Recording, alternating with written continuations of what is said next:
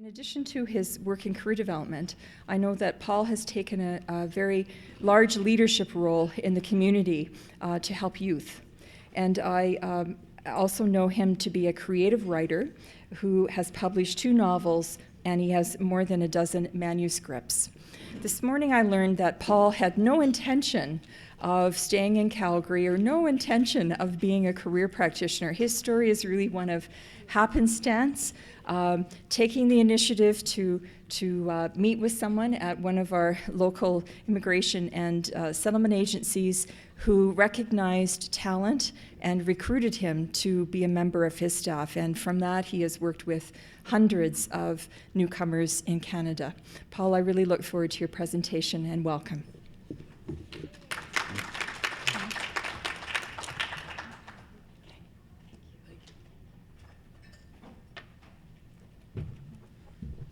Okay. Oh, I forgot to turn my mic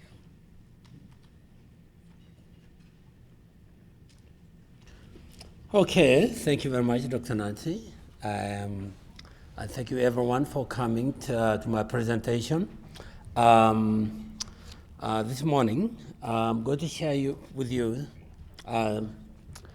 about working with internationally trained and educated immigrants. Any immigrants in the room here? Yeah, quite a sizable people. So you will probably identify what and we'll work together and share some ideas on how some ideas have been strategy I've been utilizing to work with internationally trained immigrants. So, in summary. My presentation will look at past, current, and emerging theories as points of reference for our practice. I also look at the complexity and the competitive nature of the global economy. As you know, a lot of immigrants come from many countries, bringing skills to be used in Canada, but sometimes they face a lot of challenges due to the complexity in the economy, the competitive and the change in the technology. Also, I'll look at innovation, creativity, and preparedness on the part of counselors. So we really, as career practitioners, need to be prepared to work with all kinds of immigrants who might have no skills at all. When I say internationally trained, it doesn't mean all would have university degrees, but some would have high school education or even lower, because there will be a mixture of immigrants as indicated, I will indicate later. Again, there's a need for flexibility, adaptability, and retweaking the current theories of practice. In an ideal world, it would be nice to apply the current theories like Donald Super, Crumbles, Frank Parsons, Holland. These are all great pioneers in the career development theory, but those will need to be retweaked in a way. Now, and of course, I will talk about, as I go on, I'll talk about context and timing as everything we need when dealing with immigrants. Now, who is an internationally educated and trained immigrant? An internationally trained and educated immigrant, of course, usually holds a certificate, a diploma, a bachelor's degree, either a BSc or a BA, a master's degree, an MPhil or PhD from home country or from abroad, including Canada or the United States. So a lot of immigrants come with a lot of skills to the country. So how do you deal with all these people with all this set of skills? Some, of course, some of the professions are regulated, like the nurses, medical doctors, and you will have to work out a way to engage them to transition into these careers. For certain regulated profession like medicine or law, there is absolutely nothing you can do in a way but to help immigrants acquire these skills and navigate other options. So when you consider working with them, you have to understand the context really the background where they're coming from. How do they view education? The acquisition of a degree or a master's or PhD is really a formal undertaking that really is not considered something really simple, but something that people take pride of. And so when they come here, they expect to utilize these skills in their profession. And so the challenge is before they come here, they are not really aware of what guides the profession. So that is partly what you need to consider. So there are a lot of all these immigrants fall under different categories. For example, the skilled workers who come here because they come on a point system based on the skills. And so some of them expect to get work within a short time. And usually when they come to the counseling process, they expect you as a career advisor to really get them jobs. And so you would need to be prepared to go through the process. Now,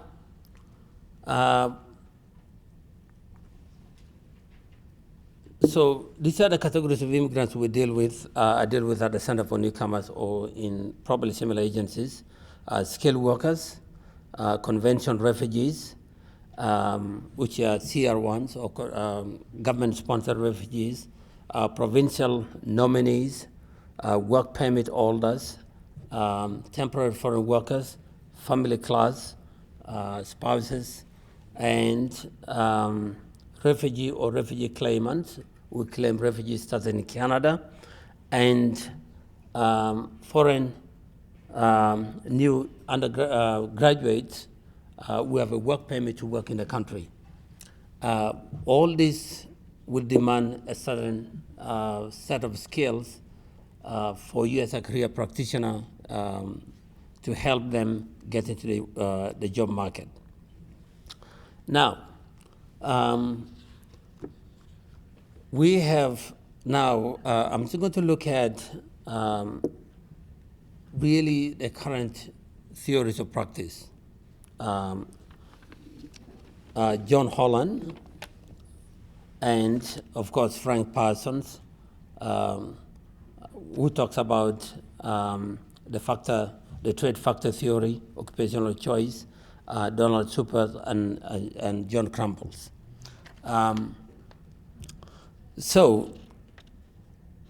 John Holland really is a very interesting fellow, and he talks about the interaction between environment, when we talk about matching careers.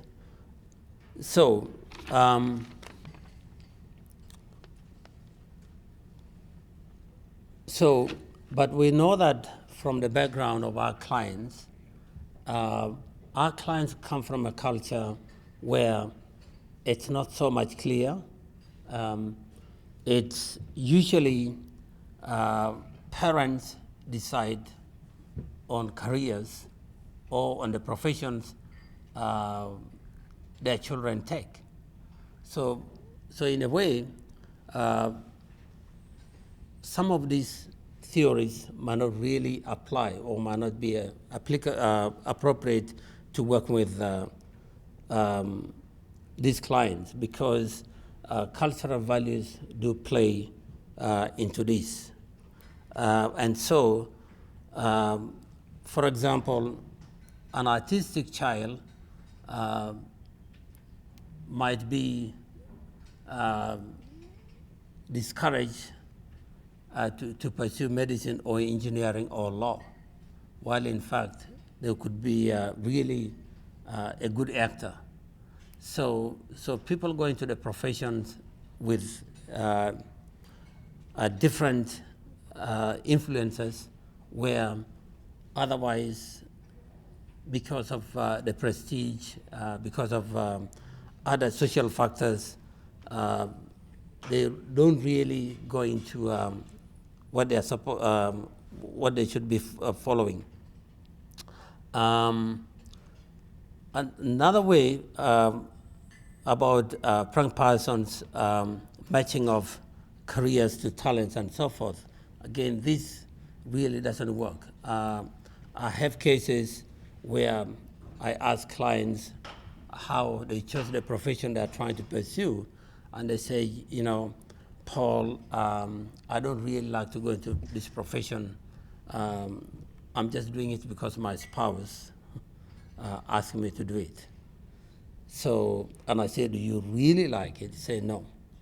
I have no choice because, so you got to recognize some of these things when you are dealing with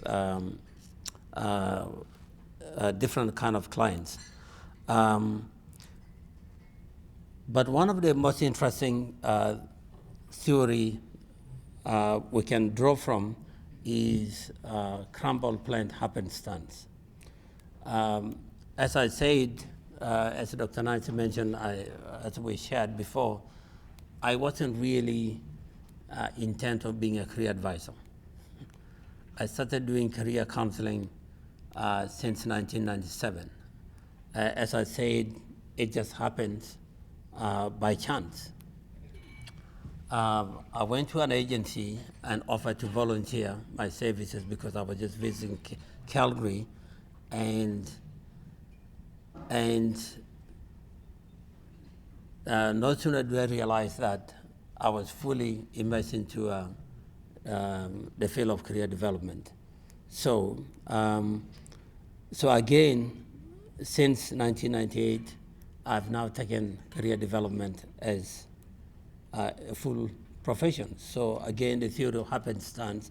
So what we need to do is, when clients come here, we should guide them to be open to new ideas and to explore whatever options they have. So that is that about the theory. Now,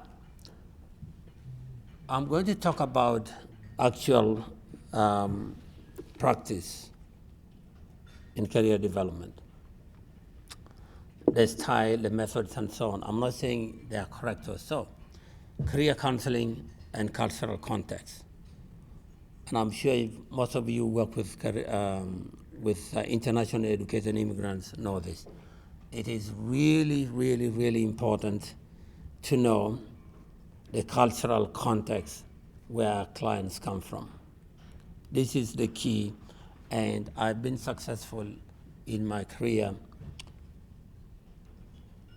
I think 70% of my counseling deals with really the cultural context. If I want to help clients succeed in this country, or all the clients who have been successful in this country, it's because I understand their cultural background. One of the things is, we know that in Canada, one of the effective ways of doing counseling from a mainstream Canadian perspective is collaborative counseling versus directive. I've done some research in this field, and I found that Asian and African cultures prefer more directive counseling. So when an immigrant comes to the counseling session, he or she comes with a set of ideas which the counselor is expected to respond to. First of all, because of the traditional way of most of people I deal with either come from South Asia or the Indian subcontinent or Africa or the Middle East. And most of these were colonies of England. So the same level orientation of education was formal and based on expertise. So when a client come to see me, they usually come with the assumption that the career advisor knows all. And we have to live, the career advisor has to live to those expectations, nothing less. Anything less than that risk being construed as unqualified or unfit really to hold the title of a career practitioner, or just simply being mediocre. So that is, from my perspective, usually it's more directive, because when people come to us, they already know their skills. All they do is to come to us to help them find a job or trading. That's all. And so it's point, they come with a set of questions which need to be answered. First of all, they look at you as a career advisor, as an expert. And number two, I would like question A, B, C, D answered. And that's it. Because they already believe, they have the skills, and if they just have this question answered, their problem will be solved. So just something to note, as I will show some of the cases. So an internationally immigrant comes with a set of questions to be on a different thought. From a counselor's point of view, again, the career advisor is an expert. So it requires specific tasks to be done. And this is also based on the school system. The education system, a professor lectures and the student take notes, and that's all. So we have to be mindful of that kind of mindset in working with newcomers.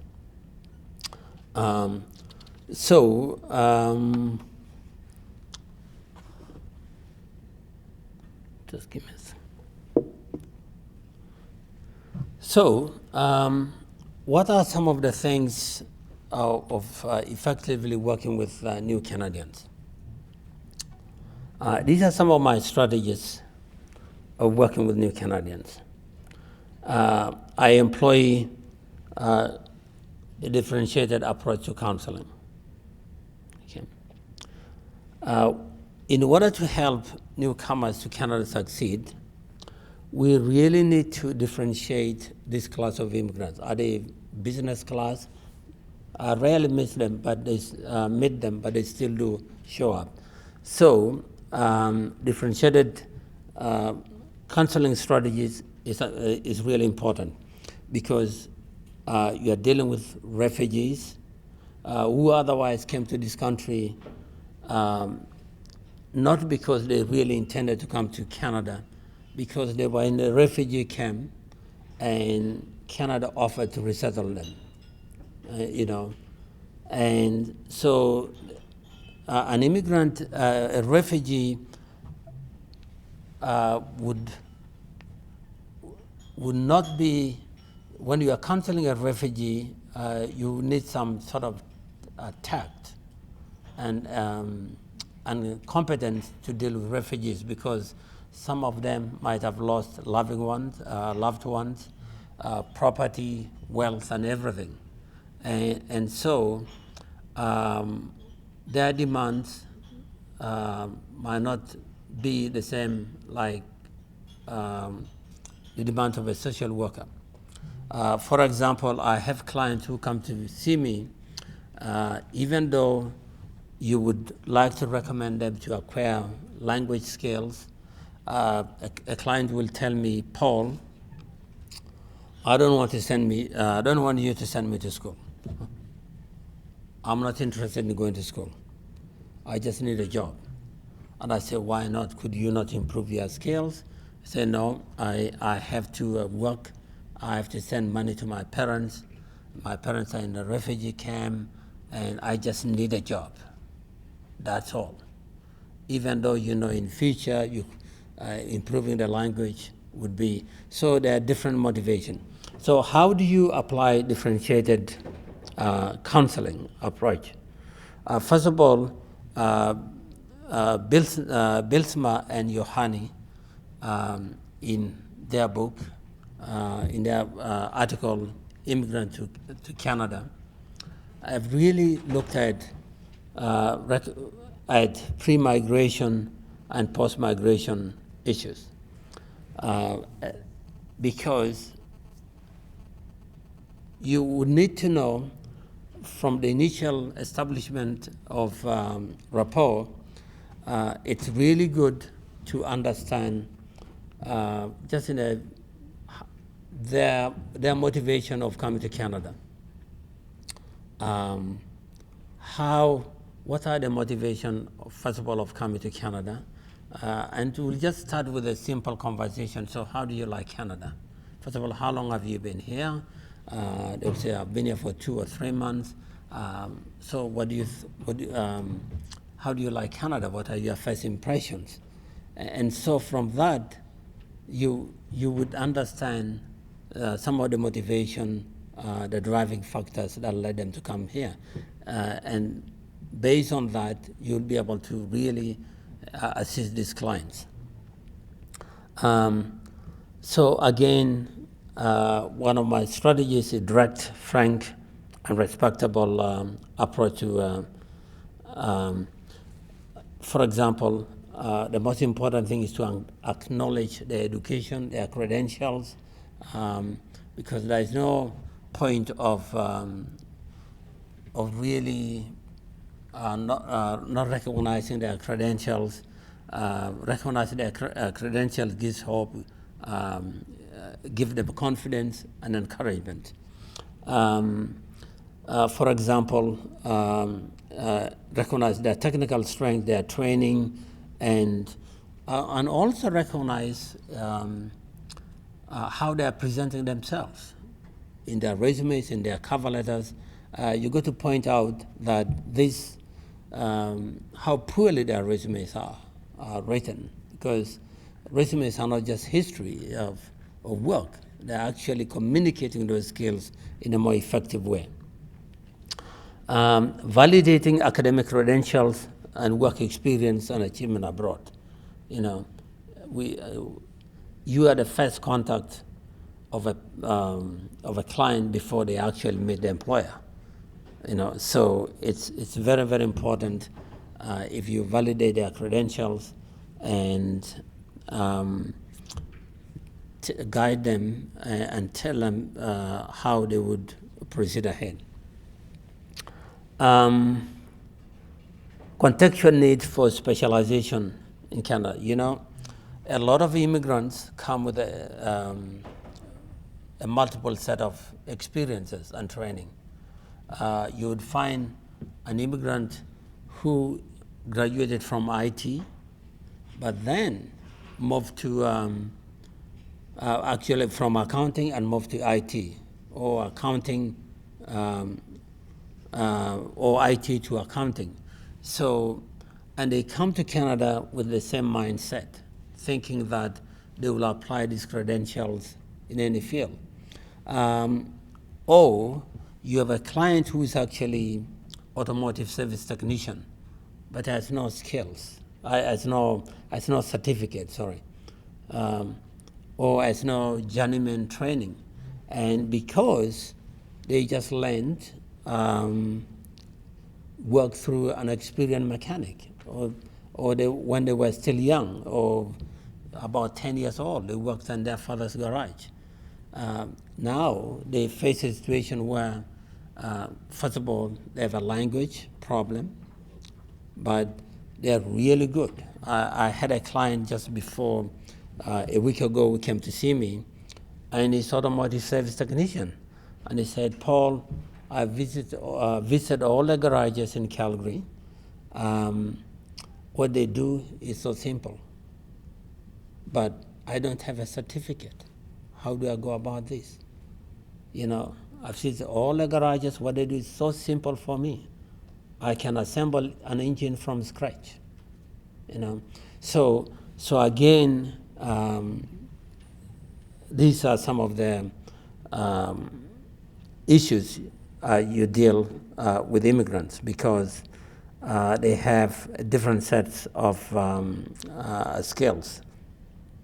So you got to help them say, yeah, all these skills are fine, but in this context, we are a very specialized society, very, very specialized society. And specialization is valued. The other thing is also being mindful of religious and cultural context when talking about clients' future goals. You see, it's easier to say, okay, what are your goals for the next 5 years, and what do you plan to do? Some clients really are uncomfortable with this because to them, only God knows the future. And for this, I think John Crumble theory actually of happenstance applies. So that's why I say it's good to have these working theories and be able to use them as a base, because these are just where they come from. Say, it's I can't talk about the future, and only God knows the future. So those are some of the other thing about when working with clients is really trying to as much gauge clients to really speak. Sometimes we take things for some things are obvious. Don't make those. It's good not to make those assumptions, but just explain as much as you can, because what we think is obvious doesn't really fit. Now, as I mentioned before, what are some of the effective strategies I've used over the years? The first thing, of course, after, as I said, after being hired as an employment counselor, was for me really, as an immigrant, to make a contract with myself. You know, this profession is really a profession of immense responsibility. So I made a contract to myself that career development was a vocation for me. You know, a rewarding and exciting enterprise that assist new Canadians get into their professions. Communication doesn't mix with talent, you know. So that's really the focus. Just say, expect to be understood, you know, so that you can be understood. So sometimes really they're talented, but they said, oh, my communication skills are not good. Any other?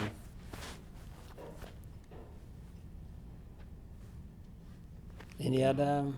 Yeah. Thank you for your presentation. I have a good question. Most of the time when we meet with newcomers, one of the challenges, especially for professionals, is really the mindset. Because they have different expectations when they come here, either a spouse or a skilled worker. Yeah. They expect to be in their field. And that's one of the challenges we encounter most of the time. It's like, what, you want me to work in this and that kind of job?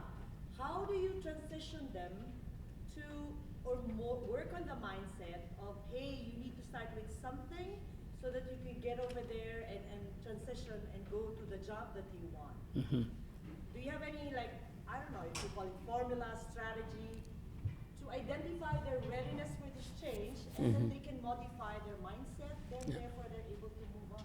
Yeah, very good question. Really very good question. I get those clients all the time, and this is what I do with those kind of clients. I said, you know, you are in Canada. It's going to take you, it takes time for you to work in engineering or in law, but you need to feed your family, you need to pay bills. Back home, where we come from, you can ask $200 from your uncle, and they will do it. But this is the reality. It will take time. You guys are going to go into your field. You need to modify your resume. It's any job here is respectable because you are doing something productive. So, and I even go beyond. You know, I talk about the fact that there are people who are making more money than me, than maybe some engineers who are working with their hands. So any job is respectable in this country. So, because again, you got to clear that thought that I like to work in an office. A lot of people think I have a best job because I work in an office. I say, oh, actually, I like to be physical too. I like to work with my hands. I like to move. I like, you know, and you got to clear the notion that when you have a diploma or university degree, you should always work in an office. What is it called? A white collar job? Should have a white collar job. You got to clear this from the beginning. That you're going to work, but this is how you're going to do. You're going to prepare a resume that's targeted. Forget your engineering. Forget, you know, because people come with, you know, different title. Being a senior general manager it carries a lot of weight. It's so important. So this is how personally I work with clients, and I say, yeah, you'll transition, you know. And some of my clients now, because of the economy, those who are in engineering, are working in security. They work in a warehouse, and they actually like it. And they say, yeah, I'm working towards, and they actually move from there. So on the outset, when you meet them, you got to really be clear. Say, yeah, you are going to get a job. You're going to get a job in your field. But it takes time because of the economy, because of your profession is regulated. These are the related areas of where you can use your transferable skill. And I give them my example. And I say, hey, for me, I could work anywhere where my language could be used. I speak Arabic language. I could just go to Saudi Arabia and say, hey, can I work as customer service? Can I work at the airport? And I'm using my transferable and people skills. So does it take away from me being a career advisor? No. So that's some of the strategies I use when I'm working with clients. They always start somewhere, but they will transition. And I say it takes time, but you have to work. And I say get a job where it allows you flexibility to look for a job in your profession. Take some courses, take some training. When the economy is bad, you know, it's time to acquire skills when you can. Any other, yeah? Yeah. Question about international training professionals engineers. They come in and they feel like they have to live up to a title from back home, friends, families, and they don't see that alternative employment is a way or transferable skills and moving to a different direction, which they could get employed in immediately, but they feel like they have to be an engineer or people back home will look at them differently because they've been working for that title. And that's how do you come across when you come across that? How do you deal with that and changing that mindset to look at alternative employment and transferable skills and things like that? Yeah, very good. I'm usually very frank with them that yes, your skills are good, your engineering skills, but now you're in a new country. But I go even beyond.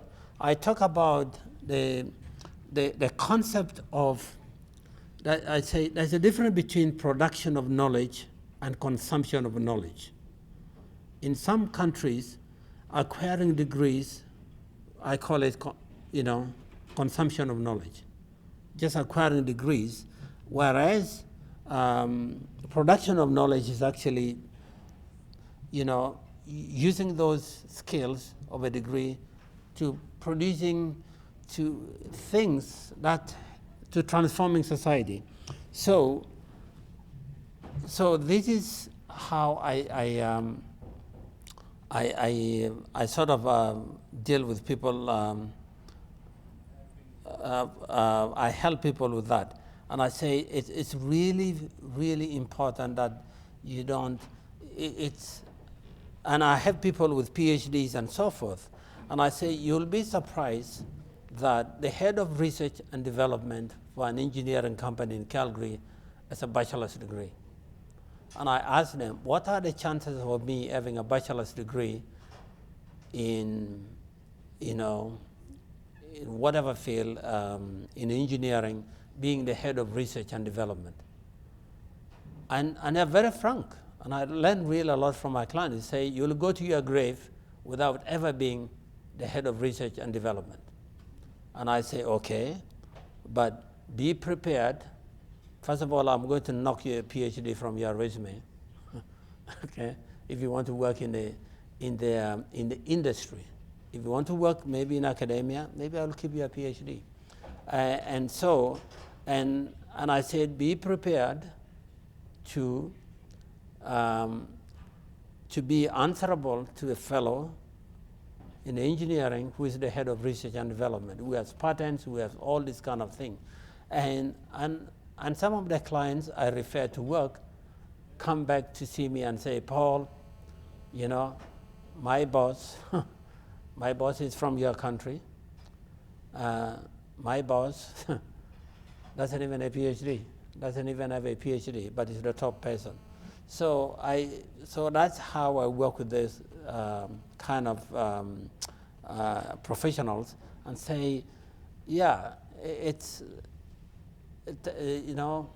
title is just a role, but it's the substance. It's what you do with your degree, But because back home, titles carry really a lot of weight, and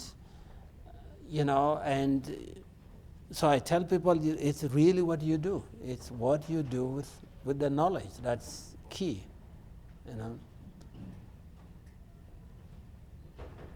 Does that answer your question, Wayne? Yeah, okay. Any other ideas, guys?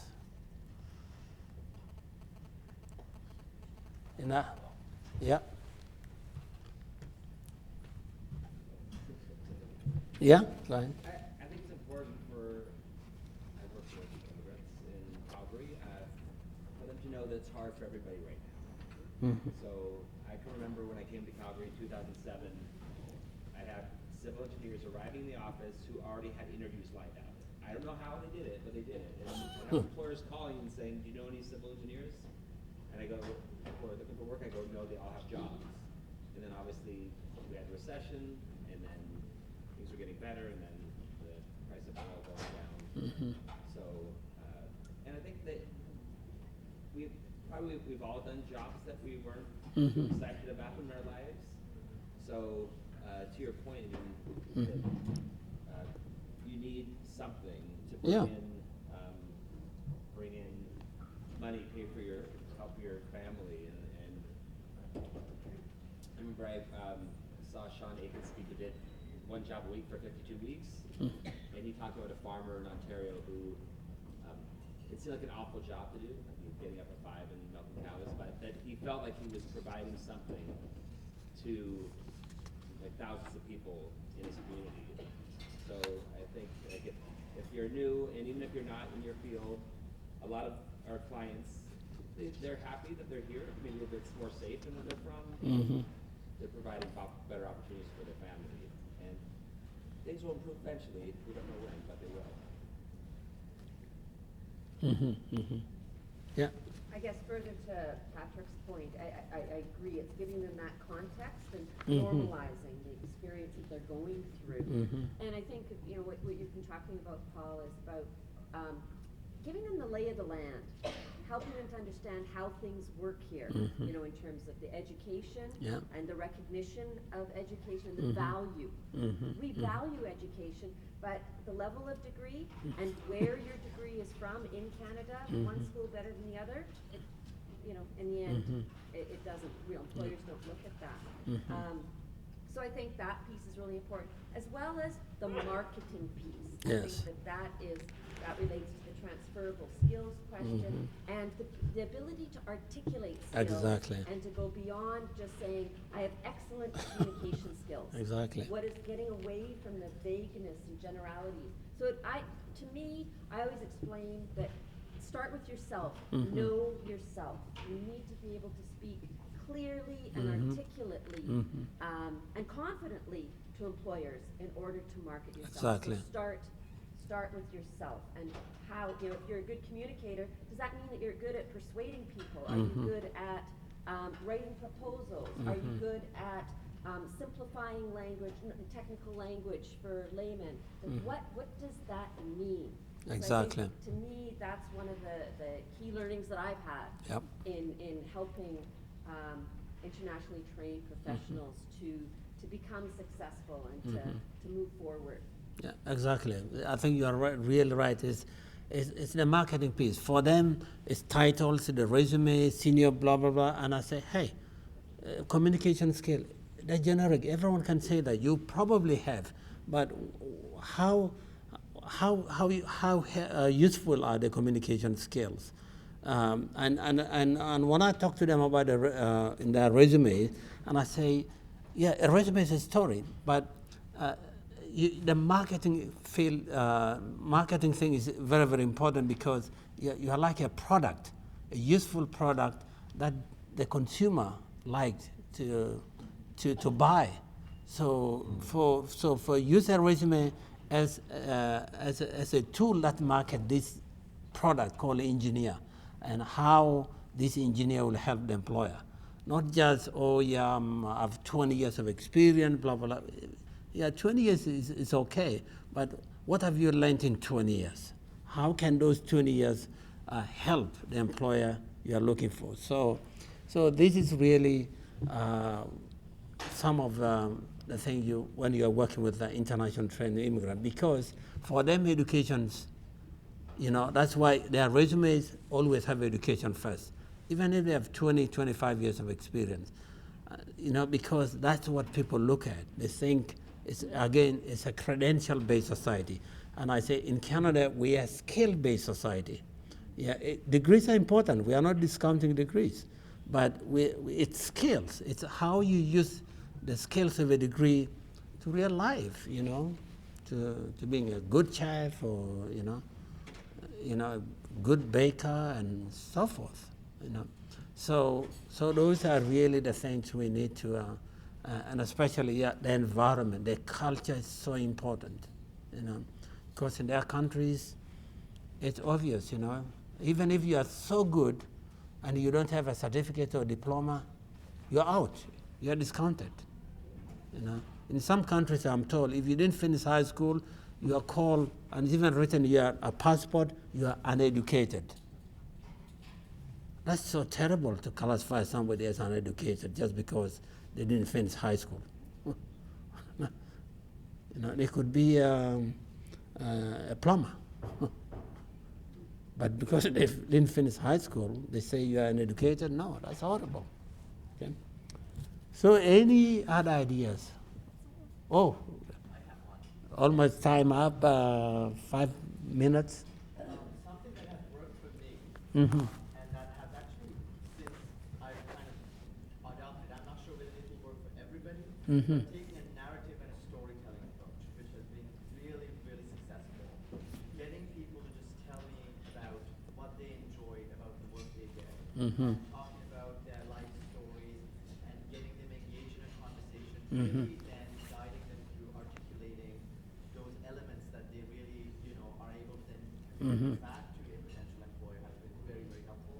I took some training in that, and also me being an immigrant personally, and coming and having five, 4 different very distinct careers, and making those moves and sometimes relating to the client that way has been very helpful in terms of breaking some of those barriers and boundaries about, preconceived notions of this is my field and I have to go into that.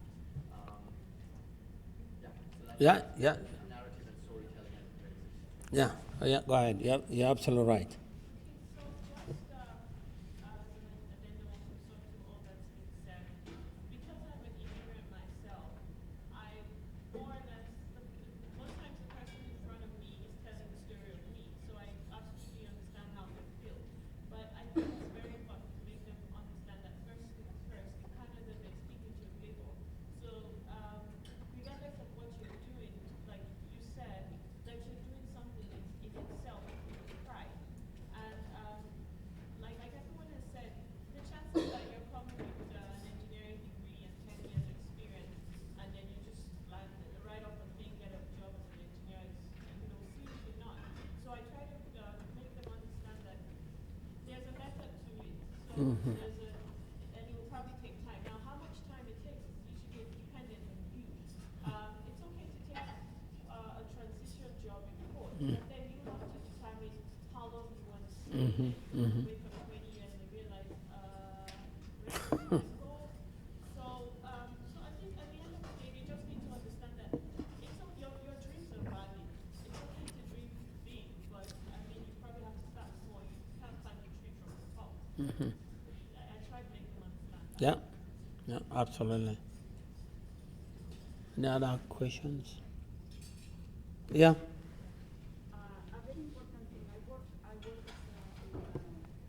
immigrants and refugees, and a very important thing is about language. That is something that we must be emphasized all the time. And usually, what I can see is that when my clients come, the first thing is, oh, I want to work in this field because I am an engineer, I am an accountant, etc., etc. But if the language skills are not where they were supposed to be at, all this cannot be possible. So the first what I emphasize is language. I will give you an example. Some of my clients who are computer engineers, they are looking for something, computer, this is, something that I won't be communicating too much if I'm doing this, something related, right? But then at the end of the day, they come back and say, I need to go to English classes, otherwise I lose my job. And this is what I always have. So that's why the first thing is, once they do the test, and then we can see what the proficiency of English is, then this is at least my starting point. Yeah, absolutely. I had a fellow was aircraft engineer, very brilliant fellow, and he actually got a job at the Calgary airport, but his English wasn't really strong, and so he came to see me. He said, "Paul, my supervisor has been giving me a warning." He said, "You need to improve your English because I cannot always come and point things. I need to be able to send you instructions." And so eventually he came and I had to send him to school. Cool. Great. Yeah, and thank you very much. That was my presentation. And